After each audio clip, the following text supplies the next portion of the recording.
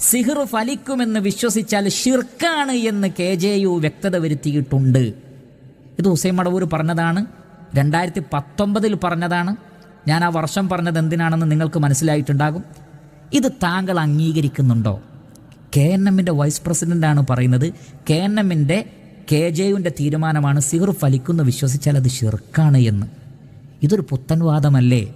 ഷിയാക്കൾ പോലും അങ്ങനെ വാദിച്ചിട്ടില്ല എന്ന് അബ്ദുറഹ്മാൻ സലഫി പറഞ്ഞിട്ടില്ലേ? ഈ പുത്തൻ വാദം പറയുന്നവർ, പുത്തൻ വാദം മാത്രമല്ല, ഇത് ഫലിക്കുന്നു വിശ്വസിക്കുന്ന KNMലെ എത്ര ആളുകളുടെ പേരിലാണ് ഈ ഷിർക്കാരോപണം? അനസ് മൗലവി ഇത് ചില്ലറക്കാരിയാണോ? നിങ്ങൾ ഞങ്ങൾക്കില്ലാത്തൊരു വാദം ശരിക്കും കെട്ടിച്ചമച്ചുണ്ടാക്കി നിങ്ങൾ അതിന് മറുപടി പറയാണ് യഥാർത്ഥത്തിൽ. പക്ഷേ ഇതൊരു യാഥാർത്ഥ്യമല്ല. സിഹിർ ഫലിക്കുന്നു നിങ്ങൾ വിശ്വസിക്കുന്നില്ലേ? ഉണ്ട് എന്നാണ് ഞാൻ കരുതുന്നത്. ഇല്ലെങ്കിൽ നിങ്ങൾക്ക് പറയാം. അങ്ങനെ ഫലിക്കുന്നു വിശ്വസിക്കുന്നവർ KNMലുണ്ട് എന്ന കാര്യത്തിൽ യാതൊരു സംശയവുമില്ല. അവർ ഷിർക്കിലാണെന്ന് മറ്റൊരു വിഭാഗവും വാദിക്കുന്നു.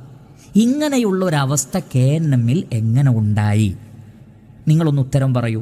31ാമത്തെ ചോദ്യം. പാടില്ലാത്തതാണ്. കാര്യകാരണ ബന്ധങ്ങൾക്കപ്പുറത്തുള്ള പ്രവർത്തനങ്ങളാണിതൊക്കെ. അത് ഭരിക്കുമെന്ന് വിശ്വസിച്ചാൽ പോലും ഷിർക്കാകുമെന്ന് കേരള ജംഇയ്യത്തുൽ ഉലമ അതിൽ വ്യക്തത വരുത്തുകയും ചെയ്തൊരു കാര്യമാണ്. ആലോചിച്ചു.